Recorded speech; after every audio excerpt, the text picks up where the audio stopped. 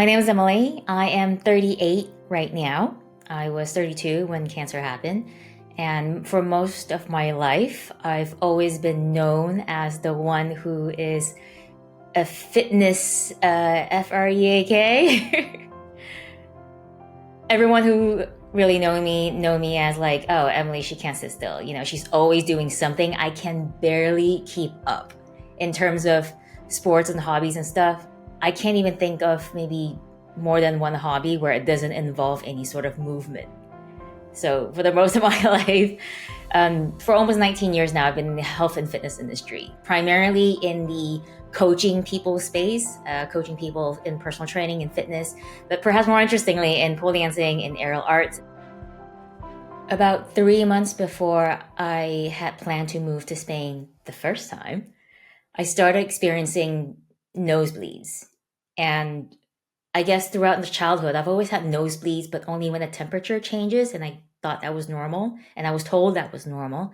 But during this time when I had nosebleeds, it happened in the most random times. Like in the middle of a squat, I'm bleeding from my nose, or the minute I wake up, I'm bleeding from my nose again. So that was those were disturbing times. But I actually chalked it up to like, because I'm traveling so much for work right now, it's probably one of the symptoms, and it's probably because I was traveling so much, I wasn't sleeping well.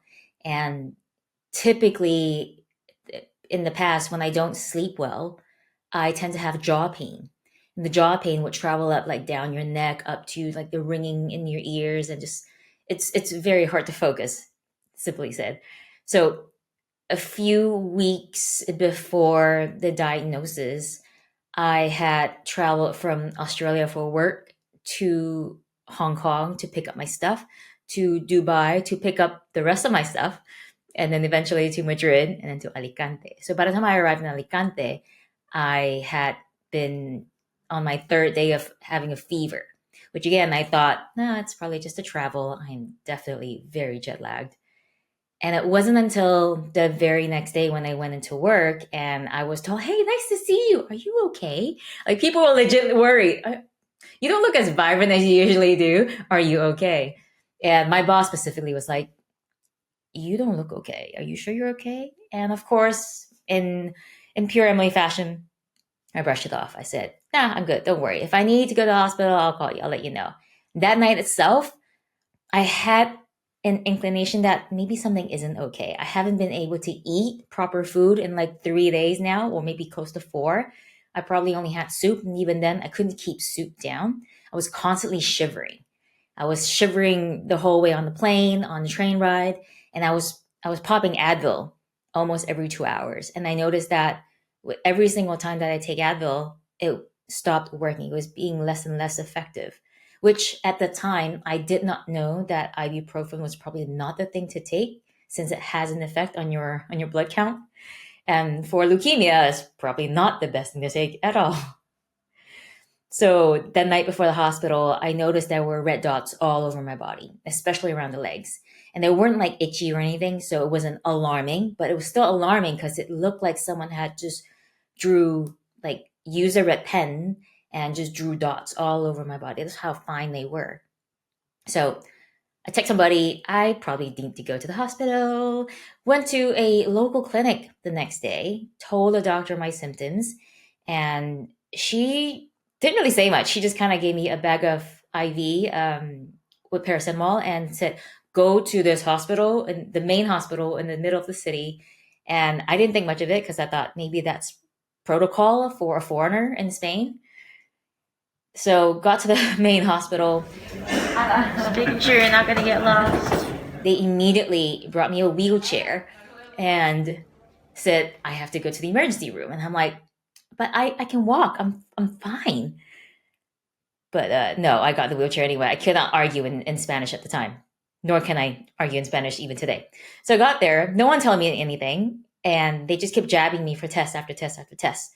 Pretty much at the end of the day being in the ER with not much news, then only one doctor walked up to the bed and tried to explain in Spanish that they They don't typically do this because they are waiting for one of the main blood results back from Valencia, which is a leukemia specialist hospital. They're waiting for that final confirmation back. However, the team at that hospital in Alicante believe that I have leukemia. And I don't know how that might have sounded if I haven't gotten firsthand information from the doctor itself, because my friend had to translate it. And he didn't realize what leukemia was at the time when he was translating. He told me on later, I didn't actually register what leukemia was until I was driving away from the hospital, and it hit me. I think it's cancer. It was that kind of like, yeah, that kind of hearing the news, in terms of hearing the news break to you in that sense, was underwhelming, however, quite profound. And I think my brain went into logistical mode. I immediately whipped up my phone, Google it. What's leukemia and how do you recover from it? Oh, it's blood cancer. Okay, I'm shut down Google right now. And that was the first thing. I think survival instinct said shut down Google. Next thing, text the people that you need to text, because you need to tell them that you're not showing up for whatever commitment you had committed to. And then that was it. I just sat back. Deep down, I knew something was very wrong, very off. And the way the doctor had presented that to me, even with the language barrier, it felt really sincere. It felt really like sympathetic. And given the amount of time I was in the ER for the whole day, I kind of put it to like, okay, they didn't do one test and told me we think it's leukemia. And the fact that he presented it with, we don't normally do this, in telling you before we confirm it. So for them to have to do that, it said a lot to me. I'm not sure exactly like what were the specific tests, but the next big test was definitely the bone marrow aspiration. So for leukemia, and specifically for mine, acute myeloid leukemia, they needed to do a bone marrow aspiration to see just how much of it was in my bone marrow.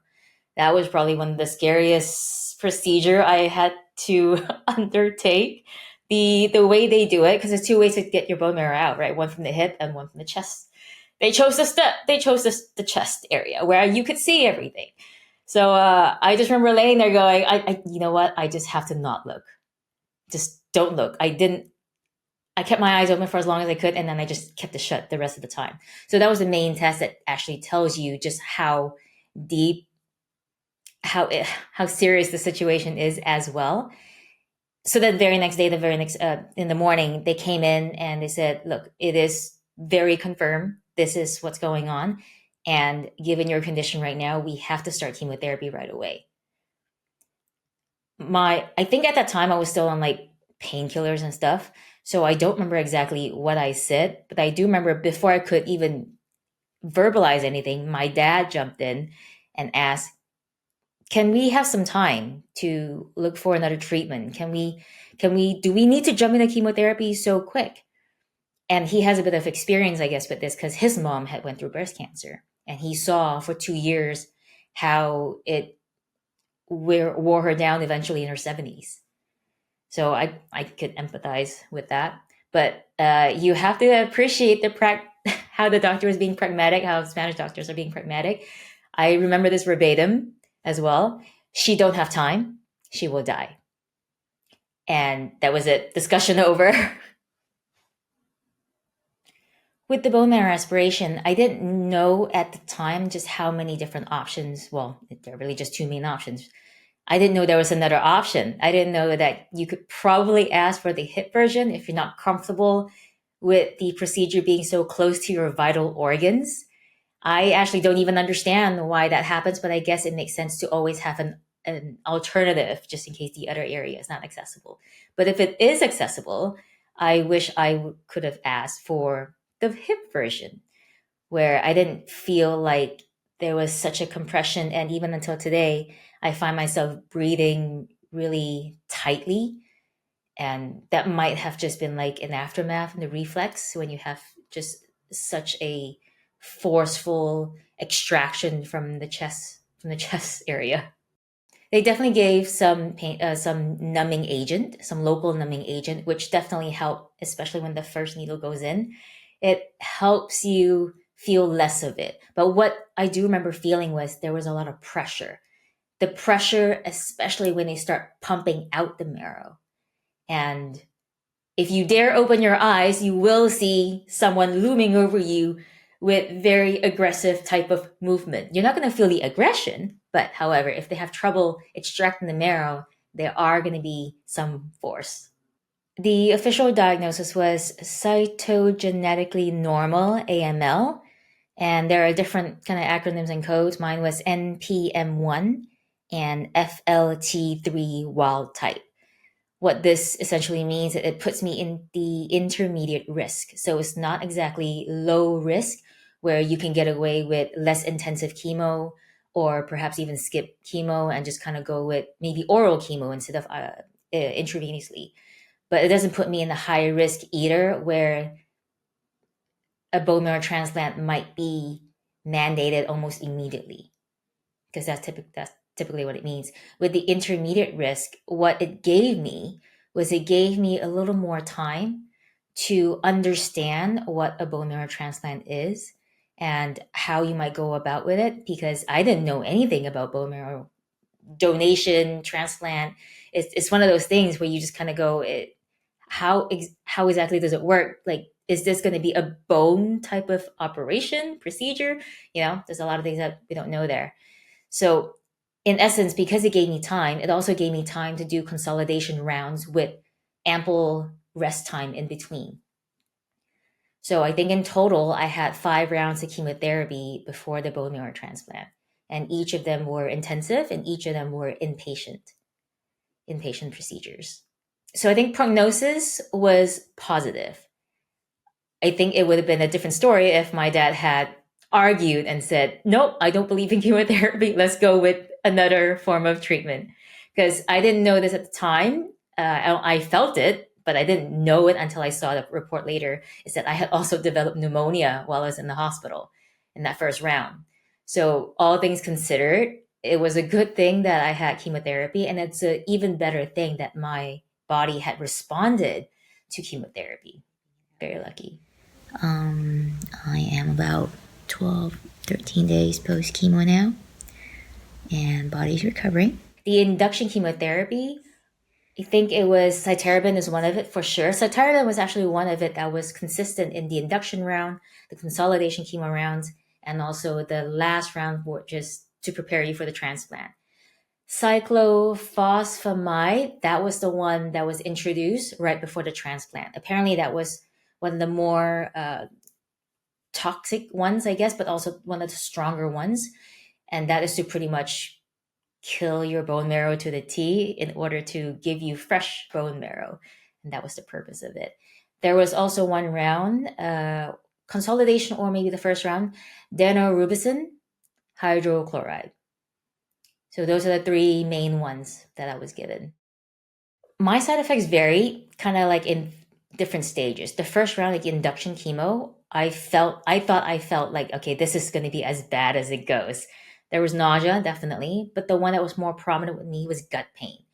That was the strongest side effect that I had, which is associated with nausea. I couldn't eat. I was actually put on drip for 7 days because I couldn't eat, literally, and they had to give me nutrients. So that happened, and I think on this podcast it's probably comfortable to be talking about your bowel movement as well, and that was very uncontrolled. And I think that lasted for about 20 days. It wasn't until like 2 days before I was able to leave the hospital where I felt like, the side effects are finally under control. And I was in the hospital for 3 weeks for that first round of chemotherapy. I lost my hair, definitely for sure. Skin fever, I had a lot of fever actually during that round as well. And every time the fever happened, I think it was also accompanied by really bad coughing, which explains the pneumonia, which I didn't know at the time. But I think those were the main ones. Hey guys. I was given morphine, luckily, for the gut pain, because the gut pain was so painful that I really couldn't even function. Even when I had people coming to visit me, it was really hard to talk. And I guess the other medication were definitely medication for fever, medication for other medication. They gave me antifungal medication, antiviral medication, They also did a couple of, no, I think they did one scan, just one scan to see how things were going in terms of the gut, to see if there's anything there as well, because it was so painful. Throughout the consolidation rounds, though, the side effects were not as bad. My platelets dropped, my blood count dropped. I had fever still, naturally, but they weren't as intense where I needed morphine. It started like an hour ago. Um, and I'm already feeling a bit from this one. Apparently, this is going to be like, "Pachoo! Into my hands." But let's see what I'm feeling now. I'm feeling like there's 1,000 needles prickling my brain and my head everywhere. My vision is starting to be a little blurry. The worst side effect I had throughout the consolidation rounds were definitely more around skin. I had skin reactions.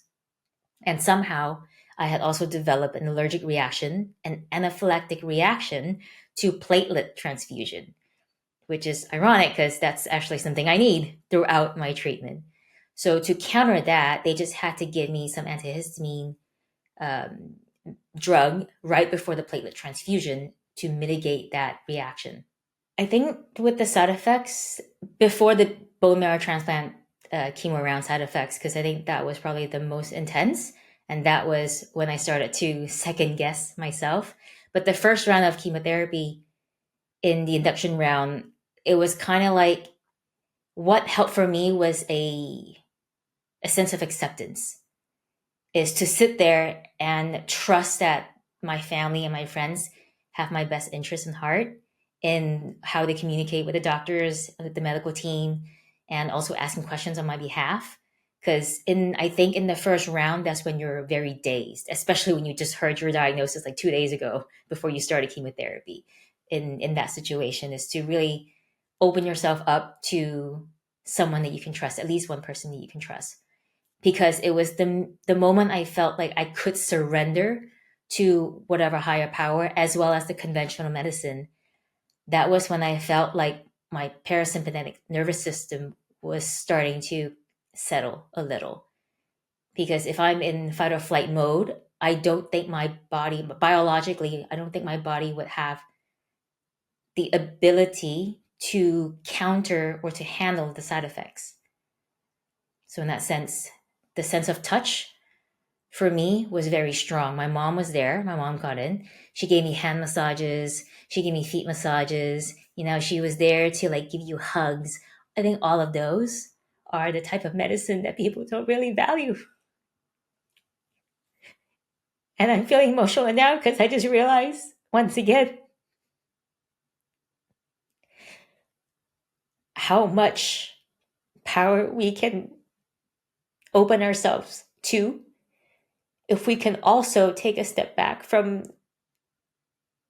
what is being told to us, what is being said to us that we have to follow in terms of the rules. We can still also bend those rules in a way that fit us and accept that, accept other things that could help you. And I think that is also why the steps that I took throughout the consolidation rounds were so helpful. I used the hospital grounds as like my exercise place. I was taking walks around the nurses station. They were having a laugh. They were like, "Yeah, there she goes again."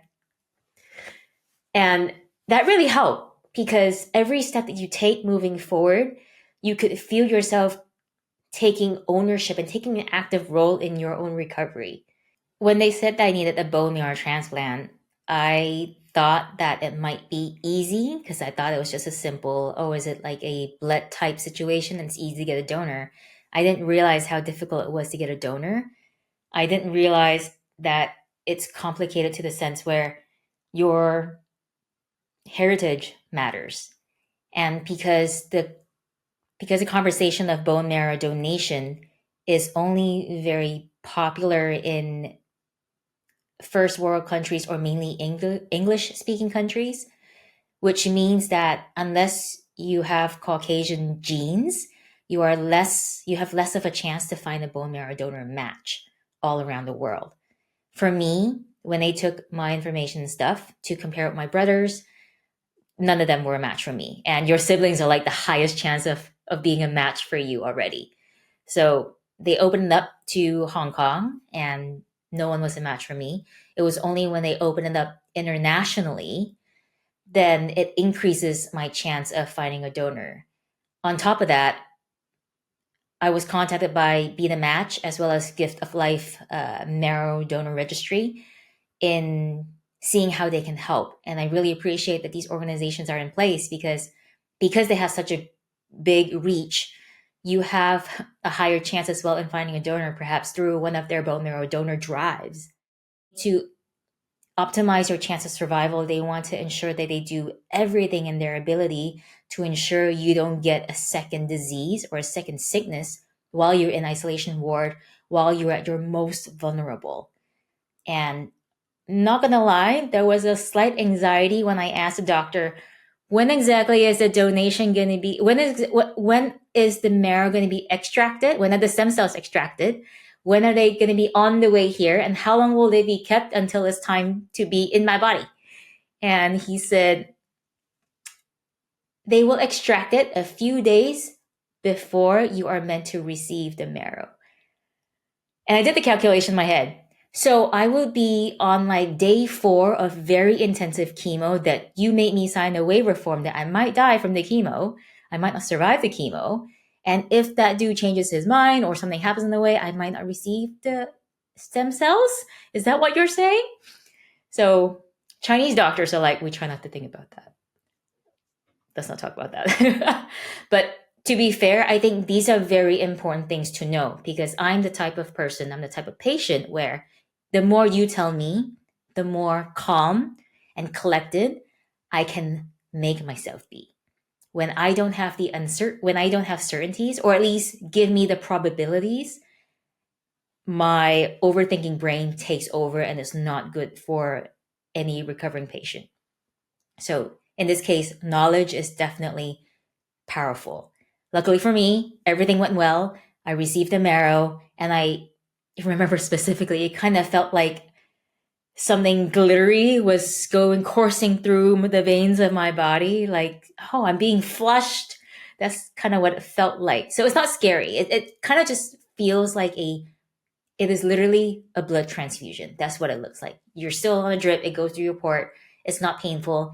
They did inject me with antihistamines because apparently it is common or it's probable that you might have an allergic reaction to some degree. So that's just a precaution that they help you with antihistamines and steroids. After the transplant itself, it is expected that you will have side effects.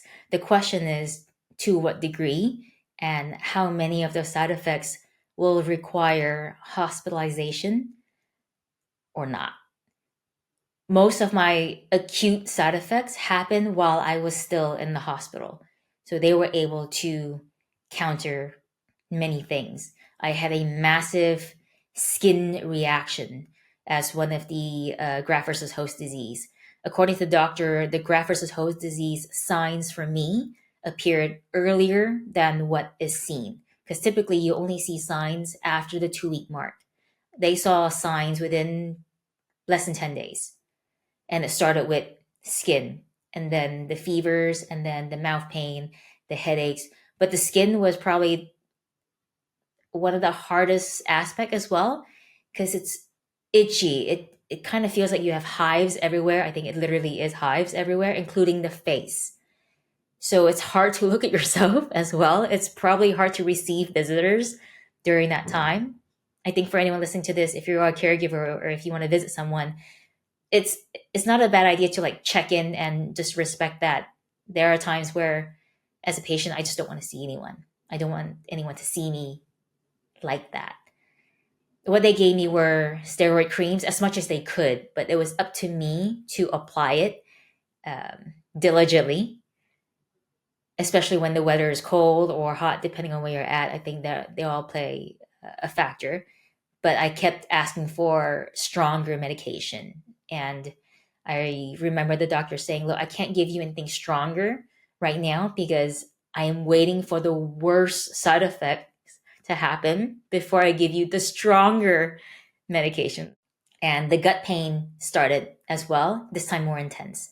And that's what I meant when I said that I was timing it as well to give the doctor an idea of how what the pain is like and how frequent they're happening in me, because every patient is different. And I think sometimes we have to remind the doctors that as well. Look, I'm not just any other patient. You may have the stats in your head, but I'm telling you what's happening in me right now, this minute. Before the transplant, I did another bone marrow aspiration just to kind of see where things are. And after, right before I was clear to leave the hospital, they did another bone marrow aspiration, again, just to see where things are. But after that, the, based on my blood work, the doctor didn't see a need for any more bone marrow aspirations, any more biopsy to see if there's anything else. Because the blood work were, I mean, they're a roller coaster, yes, but nothing to a point where it's a red flag that they have to check in the system again. So that's a plus.